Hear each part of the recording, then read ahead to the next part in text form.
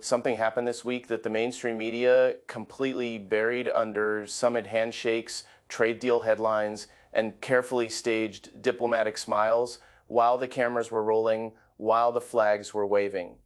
While world leaders were exchanging pleasantries in front of packed press rooms, Canada made a move, a quiet, deliberate, calculated move, and it didn't just raise eyebrows in Washington. It sent a tremor through the entire Western alliance because what Canada did exposed something the United States has been desperately trying to avoid saying out loud. It exposed the gap, the uncomfortable, embarrassing, undeniable gap between what America says about China and what America is actually willing to do about it. Welcome to Seoul News. If you've been watching the headlines this week and something felt off, like you were only getting half the story, you were right. Because today we're pulling back the curtain on what is really unfolding between the United States, China, and the allies who are now watching Washington with something they haven't shown in years. Doubt, real serious, growing doubt about whether America still leads or whether it just talks like it does. Stay with us, because this story is about to go places most channels won't take it.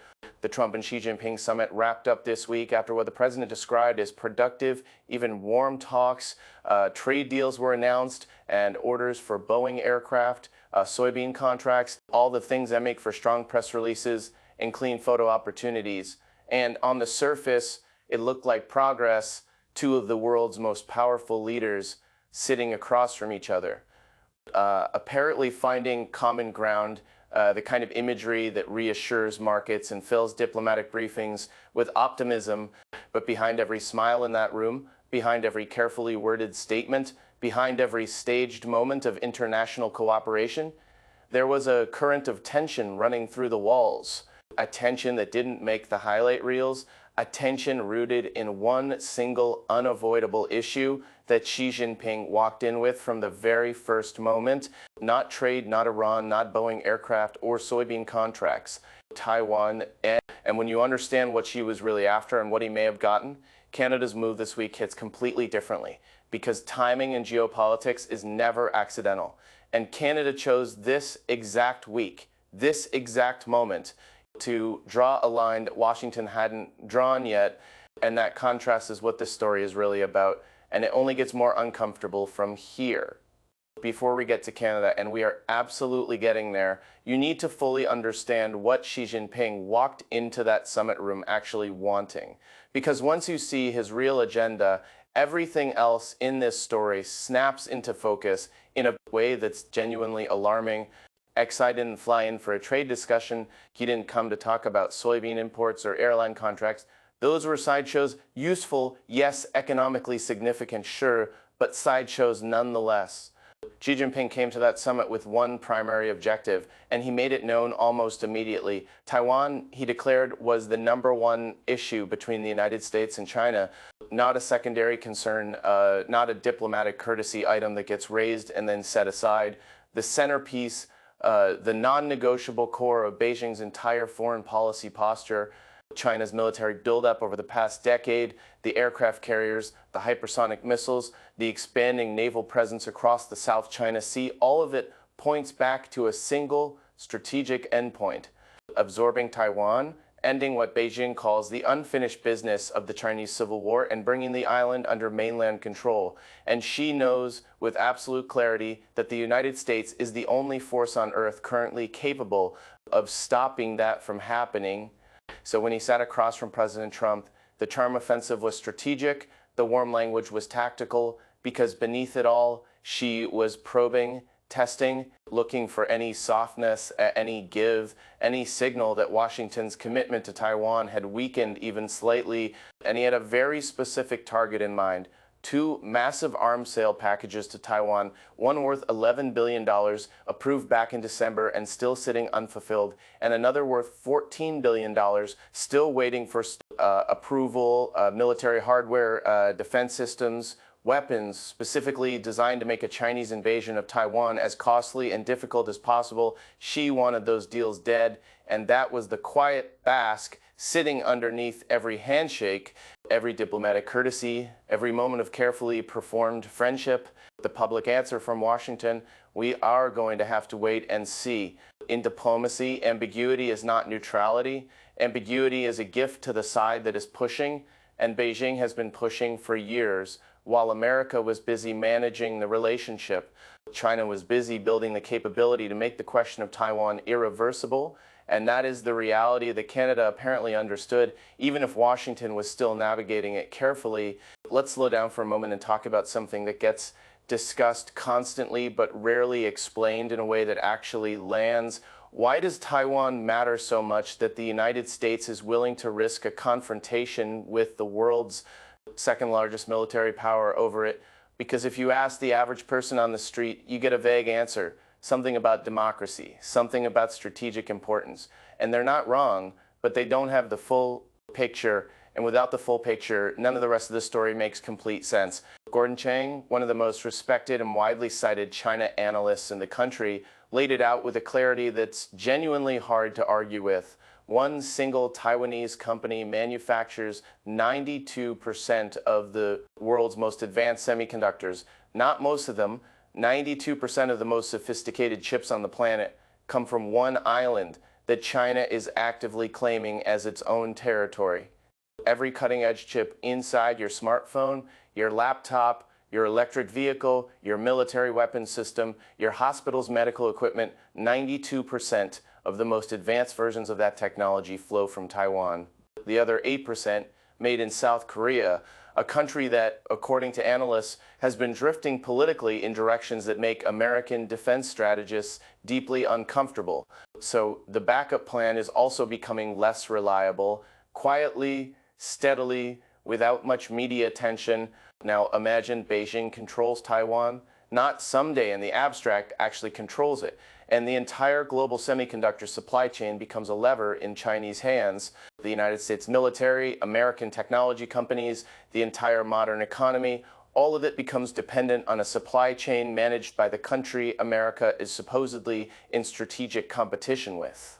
That is not a hypothetical threat. That is a concrete, near-term economic and national security catastrophe hiding behind the word Taiwan. But the strategic picture goes even further than chips.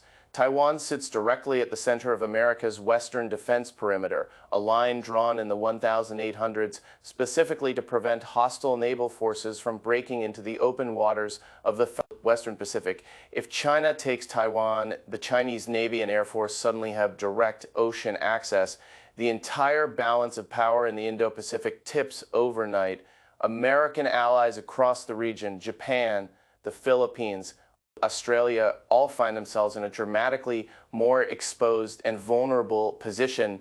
And then there's the propaganda dimension, which Chang raised and which deserves to be taken seriously after America's withdrawal from Afghanistan. Beijing's message to the world was deliberate and relentless. America doesn't keep its commitments. America abandons its partners when things get hard. America is a declining power. If Taiwan falls through force, through coercion, or through slow diplomatic surrender, and that narrative becomes impossible to refute, and every country currently betting on American leadership will be forced to recalculate. That is why Taiwan matters, not in the abstract, in the most concrete, immediate, consequential terms possible. In the middle of all this uncertainty, while the summit was still generating headlines and trade figures were being celebrated, one voice cut through the noise with a precision and firmness that stood apart from everything else happening. And that week, Secretary of State Marco Rubio stepped forward and said something that left no room for interpretation. The United States policy on Taiwan is unchanged, not under review, not subject to negotiation, not conditional on the outcomes of any summit, any trade conversation, or any diplomatic relationship, unchanged. He delivered it directly, publicly, and without the softening language that typically cushions these kinds of statements. His exact words carried the weight of someone who understood exactly what was at stake and exactly who was listening. U.S. policy on the issue of Taiwan is unchanged as of today, and as of the meeting that we had here today, it was raised. They always raise it on their side. We always make clear our position, and we move on to the other topic. Read that last line carefully. We move on to the other topic. In the measured world of diplomatic communication, that is a door being firmly, deliberately, and loudly shut. There is no invitation to continue the conversation. There is no signal that the position might soften over time, and there is only a closed door and a clear instruction to redirect. Rubio went further. He acknowledged what China actually wants, the peaceful, voluntary reunification of Taiwan with the mainland, and he called it what it is, a mistake, a serious mistake. In his words, forcing that outcome through force or any means would carry repercussions not just from the United States, but globally. That is not just policy. That is a warning delivered in plain language to a government that has been testing the edges of that warning for years. But here's where the frustration sets in. Warnings without follow-through are just words, and in Beijing, they know the difference between a statement made for cameras and a commitment backed by action. Rubio drew the line clearly, but the $11 billion arms package to Taiwan remained unfulfilled. The $14 billion deal remained in limbo. The summit produced no public declaration that either deal would move forward on any specific timeline. The line was real. The resolve behind it was genuine, but the gap between declaration and delivery gave Beijing exactly the opening it needed to keep pushing, and Canada, watching all of this from across the border, had apparently seen enough. Here is the reality that Washington does not like to talk about publicly, but that every serious foreign policy analyst is watching with growing concern. The trust that holds the Western alliance together is being quietly, steadily tested, not in a dramatic, headline-grabbing way, not with press conferences and angry statements, but in the slow, accumulating, deeply consequential way that happens when allies start making independent calculations because they are no longer certain the leader of the alliance will follow through. Canada has been watching the United States navigate its China relationship for years with increasing unease. The summits that seem to soften strategic edges, the trade deal announcements that generate warm photo opportunities, the diplomatic language that prioritizes relationship management over clear-eyed confrontation with a government that is actively working to undermine the Western-led international order, and Canada quietly, carefully, without making a spectacle of it, has started drawing its own conclusions. When an ally that has stood shoulder to shoulder with the United States through every major conflict of the last century starts moving more decisively on China than Washington does, that is not a minor diplomatic wrinkle. That is an embarrassment, a structural, visible, undeniable embarrassment, because it forces a question that no one in Washington wants to answer out loud. Is the United States actually leading the Western response to China's rise, or is it managing a complicated economic and diplomatic relationship while calling that management a strategy? The optics of the Trump XI summit only deepened that question.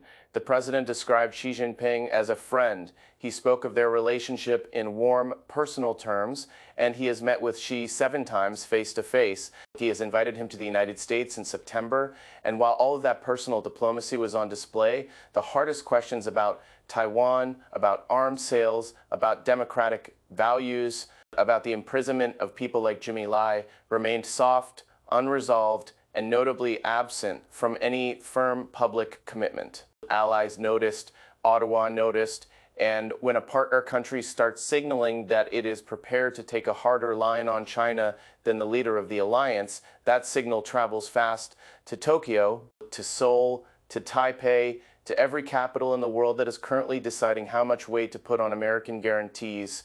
Rubio's fury wasn't just about Beijing's behavior, it was about the perception gap that was opening up between what the United States claimed to stand for and what the rest of the world was watching it actually do.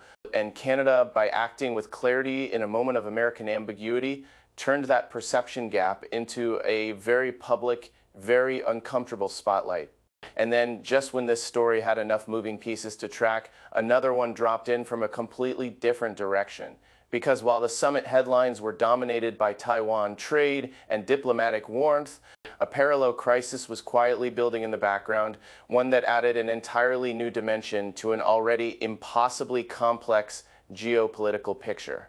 Before leaving China, President Trump revealed something that had not been widely reported going into the summit. Xi Jinping offered to help end the conflict with Iran on its face. That sounds significant, even promising, China and the United States finding common ground on one of the most dangerous flashpoints in the Middle East. She reportedly told Trump that China agrees Iran can never possess a nuclear weapon, and that the Strait of Hormuz, a choke point through which approximately 20% of the world's entire oil supply passes every single day, must remain open to international shipping.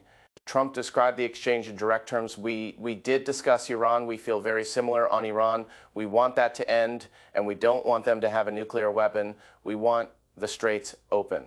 He also said Xi gave him a personal commitment that China would not supply Iran with what he specifically called military equipment. The president characterized it as a big statement made strongly, but here is where the picture becomes significantly more complicated, because in that same conversation, Trump acknowledged something that quietly undermines the firmness of that commitment. China buys enormous quantities of Iranian oil, and Beijing very much wants to keep buying it. So China will not arm Iran militarily, but it will continue funding Iran economically through oil purchases that give Tehran the financial oxygen needed to sustain its military programs, its regional proxy forces, and its nuclear ambitions. Is that a meaningful guarantee, or is it a diplomatic loophole dressed in the language of cooperation? Because the distinction matters enormously. A country that cannot sell weapons to Iran, but can still flood its treasury with oil revenue, is not a country that has genuinely constrained Iran. It is a country that has drawn a narrow technical line while the broader problem continues unchecked. And as all of this was unfolding, as Washington was simultaneously managing pressure on Taiwan, China, and Iran across multiple diplomatic fronts, Canada was taking the kind of firm, unambiguous, principled position that made American diplomacy look, by direct comparison, like it was still searching for solid ground beneath its feet. There is a concept that rarely gets discussed directly in mainstream news coverage, but that quietly drives every major decision in international politics. It is more important than military hardware, more important than economic size, more important even than the number of aircraft carriers a country can deploy. That concept is credibility. The belief held simultaneously by allies and adversaries that a country will actually do what it says it will do when the moment of truth arrives, and credibility, once lost, is extraordinarily difficult to rebuild. Ask anyone who has studied American foreign policy since 2021. Gordon Chang raised this point with the kind of directness that cuts through diplomatic courtesy. He pointed to Afghanistan after what he described plainly as the catastrophic American withdrawal. The world watched and drew its own conclusions, not just about military strategy or operational planning, and about resolve, about whether Washington's commitments could be trusted when circumstances became difficult, politically costly, or strategically inconvenient, about whether the United States would stay or leave when things got hard. The conclusions drawn were deeply damaging, and China did not miss the opportunity. Beijing amplified that narrative deliberately and systematically, broadcasting it to every government and every population that was weighing the relative reliability of American versus Chinese power. Every time American credibility wavers, every time a commitment appears to soften, every time a line appears to blur, Beijing is there to point it out loudly and repeatedly to an audience that is already paying close attention. This is why the unresolved arms sales to Taiwan are so much more than a bureaucratic delay. Every day that the $11 billion package sits unfulfilled is a day China reads as confirmation of the narrative it has been building. Every week, the $14 billion deal waits for approval is another data point Beijing adds to its case that American resolve is declining, not because any American official has said anything weak, but because the gap between strong words and visible action is a gap that adversaries exploit and allies notice. Rubio's statement on Taiwan was, in part, an attempt to close that gap with language so firm it could not be misread. And it worked up to a point. Words from America's top diplomat carry real weight. But Chang's argument, and the argument implied by Canada's timing this week, is that words must be followed by deliveries. Statements must be followed by signed and fulfilled arms contracts. Friendship with Xi Jinping cannot be allowed to create even the appearance that hard commitments are negotiable, because appearance in international politics has a way of becoming reality faster than anyone expects In the churning middle of all this geopolitical calculation, the summits and the semiconductor arguments and the arms deals and the alliance dynamics, there is a human story that almost got completely buried this week. A story that in many ways cuts to the very heart of what this entire confrontation with China is supposed to be about. His name is Jimmy Lai. He is 77 years old. He is being held in a Hong Kong prison in what analysts and human rights organizations describe as genuinely miserable conditions. His health has been deteriorating for an extended period. He is aging, he is weakening, and the world, absorbed in trade deal announcements and summit photo opportunities, keeps moving on to the next crisis while he remains where he is. Jimmy Lai is a Hong Kong media mogul and pro-democracy activist who spent years using the platform he built to speak truth about Beijing's growing stranglehold over Hong Kong's political and civic life. For that, China imprisoned him, not quietly, not with the pretense of due process that might fool a casual observer, but openly, deliberately, as a demonstration of what Beijing does to people who refuse to be silent. Gordon Chang raised his name at the close of the summit analysis, and there was something in the way he raised it that felt less like a policy argument and more like a plea. Trump had publicly committed to raising Jimmy Lai's case directly with Xi Jinping. Whether that conversation happened, how forcefully the president pressed it, and what response, if any, came back from Beijing has not been clearly confirmed or publicly reported. But Jimmy Lai's situation carries weight far beyond one man's imprisonment. He is a symbol, a living, aging, deteriorating symbol of what China's version of order actually looks like in practice. Not peaceful coexistence with alternative voices, not tolerance of dissent within a framework of law, but silence enforced by imprisonment, made visible as a warning to every other person in Hong Kong, in Taiwan, and across the region who might consider speaking freely. Every summit that ends without a firm, public, non-negotiable commitment to free people like Jimmy Lai sends a message. It tells the world that human rights are a bargaining chip, that democratic values can be set aside in exchange for a trade deal or a diplomatic war moment, that the price of a productive summit can include quietly looking the other way while a 77-year-old man grows older and sicker in a cell. Canada has not been silent on these kinds of questions, and the contrast between Ottawa's willingness to speak plainly about what China represents and Washington's careful diplomatic management of the relationship is part of what made this week's moment so jarring for anyone paying close attention to the state of Western leadership. Let's return to Rubio one more time, because his statement this week, fierce, unambiguous, publicly delivered, was not simply a press conference answer designed to manage the news cycle. Read between the lines carefully and you find something more urgent, more strategic, and more personally driven than a standard diplomatic statement. Rubio has spent years studying how China operates, not as an academic exercise, but as a genuine conviction forged through watching Beijing systematically work to expand its influence, undermine democratic institutions, and reshape the international order in ways that serve Chinese interests at the direct expense of the free world. He understands something that not every policymaker in Washington fully internalizes. China does not respond to ambiguity by becoming more cooperative. China responds to ambiguity by pushing harder, moving faster, and testing further. Every soft edge is an invitation. Every unresolved question is an opportunity. His declaration that U.S. policy on Taiwan is unchanged, delivered with the directness and weight that it was not just messaging for Beijing, it was messaging for Taipei, where leaders are watching every signal from Washington with acute anxiety. It was messaging for Tokyo and Seoul and Manila, where governments are making their own calculations about how much to rely on American security guarantees. It was messaging for Ottawa, where Canada's own China policy is being shaped in real time. And it was messaging for Moscow, for Tehran, and for every other capital, monitoring whether American resolve is genuinely intact or simply being performed. But Rubio's warning also contained an implicit urgency rooted in a strategic reality that Chang made explicit. China's military, as of right now, is not ready to invade Taiwan.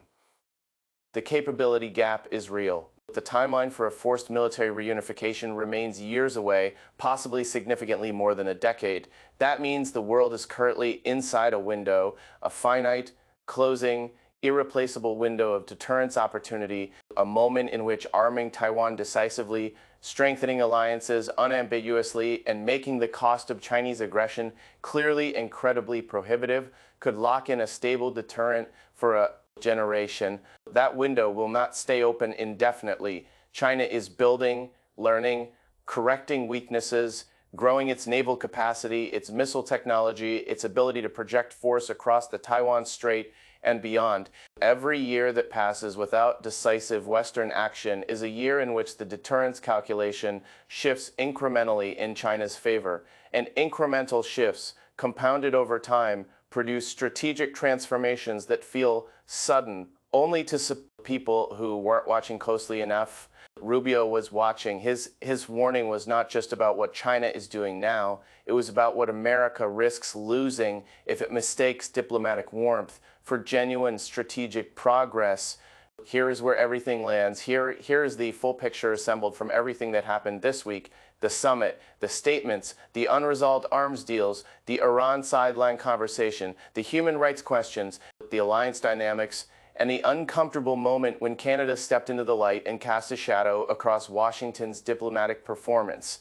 Trump came home from China with trade agreements, promises of Boeing aircraft purchases, soybean contracts, and a personal diplomatic relationship with Xi Jinping that he described as genuinely warm. He has invited Xi to the United States in September for another summit, another round of structured cooperation and careful engagement.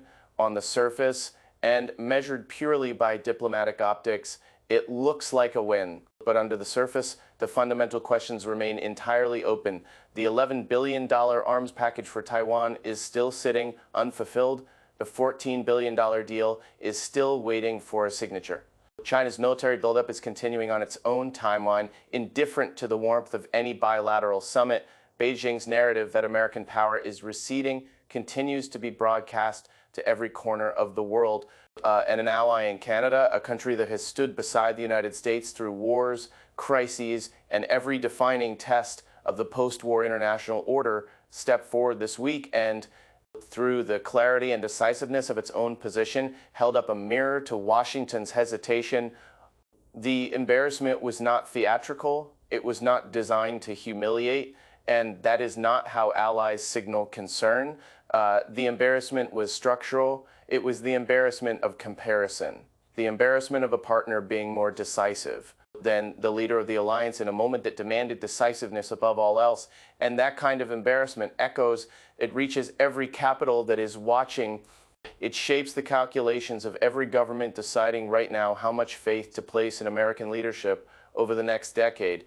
Rubio's furious warning about China was not just directed at Beijing's designs on Taiwan or its oil-funded relationship with Iran. It was a message to every audience simultaneously that the United States has not gone soft, and that the commitments are real, and that the line is not merely drawn but defended. But warnings and statements and policy declarations, however forcefully delivered, must ultimately be followed by visible, concrete, irreversible action to carry their full weight, because here is the final calculation. The one that Chang, Rubio, and every serious analyst of Chinese power agrees on completely. China is not ready to invade Taiwan today. The window of deterrence is still open, but it is closing slowly, steadily, and with the kind of quiet momentum that does not announce itself with dramatic headlines until it is already too late to reverse. Every summit that ends in ambiguity narrows that window. Every unfulfilled arms contract narrows it further. Every moment of diplomatic warmth that is not matched by strategic clarity gives Beijing another increment of confidence. Jimmy Lai is 77 years old, sitting in a prison cell in Hong Kong, running out of time. Taiwan is watching its arms deal sit in administrative limbo while China watches and waits. And Canada just reminded the world what it looks like when a country decides to stop waiting for permission to stand firmly on the right side of history. The next move belongs to Washington. This is Seoul News. If this story gave you the full picture that the headlines missed, share it with someone who needs to hear it. Leave your thoughts in the comments below and make sure you are subscribed so you never miss what we cover next. Because the real story is always deeper than the summit photo, and we will be here every single time it breaks.